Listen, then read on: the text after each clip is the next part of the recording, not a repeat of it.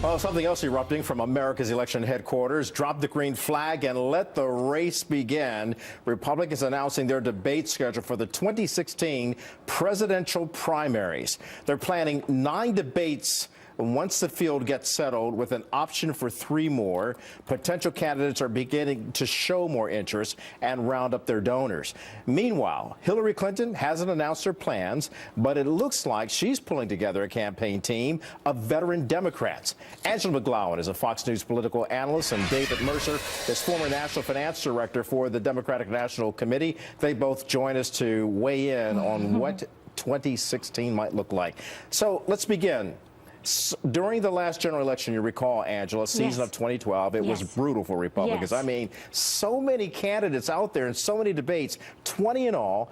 So what was the GOP, or what have they learned from that experience as they apply it to prepare for 2016? Basically, Newt Gingrich gave the Democrats ammunition to use against the front runner, Mitt Romney, and Kelly, he lost. So I'm hopeful this time with the 9 debates and maybe 12 debates that the candidates or the presidential hopefuls will debate in a fair way where they can put aside all of the bickering and actually put forth their principles and their views and vie for the nomination and not go after each other like a bloody mess like they did in 2012. Well, David, what are you hoping for? Well, I'm hoping for both parties to get together and start talking about the middle class and restoring economic security to the middle class, and seeing to it that with the 5% GDP growth that we saw, consumer confidence up, we're seeing more employment. We are now down to 5.6 unemployment. But we have to make sure that wages start falling in line with the productivity of workers, that those go up so that they can start to feel and experience the foundations that have been laid for the recovery as we start to move forward and experience the kind of growth that we have. Here, though, but I'm surprised, Angela. David, I threw it to you. You could have attacked the Republicans and said you went for the high road and talking about the issues of 2016. But modus operandi.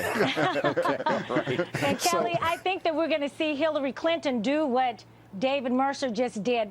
The country is tired of the divisiveness. The country is tired of the gridlock in Congress, and we need answers. But David said that the national unemployment rate is 5.9%. But, David, in the black community and Hispanic community, it hasn't changed that much. It's still double digits. So whoever is the presidential nominee on either side, they're going to have to come up with a plan to create a better and more prosperous America. And I think the folks on the right are going to be victorious. So how do we get down to synthesizing these issues and bringing it down to a common value and a common good for the American people, so we don't see the bickering on the left and the right, regardless of who runs?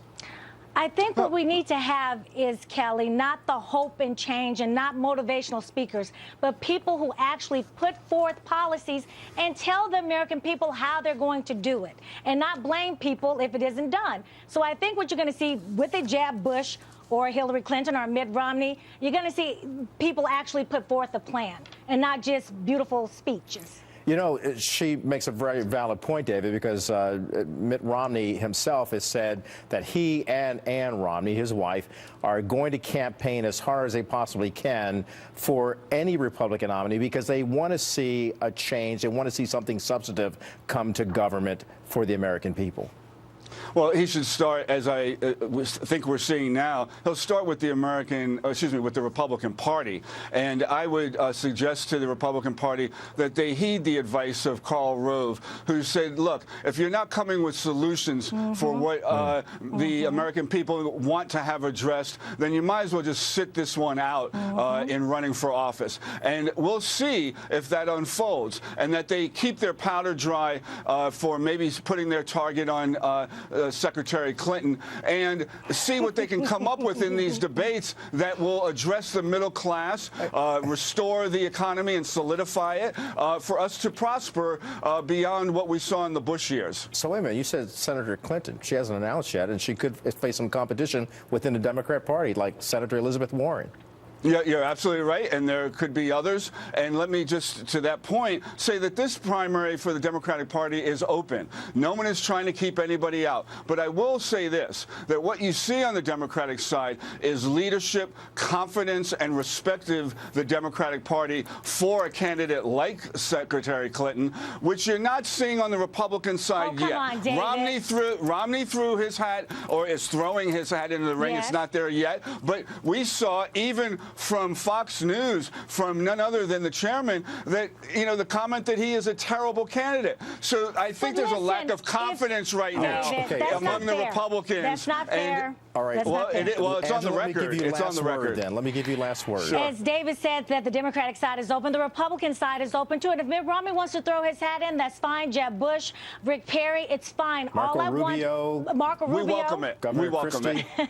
I just want us to have John a fair, Kasich. open debate and not go after each other's throats, because we have to have a winner to go after. All right. Probably Hillary Clinton. Angela McGlowan, David Mercer, good of you to join us, talk about the issues. And can you believe it? We're talking about 2016 already. Yeah. All right. Good to have be a good with you. day. Good Thanks. to see you. Thanks.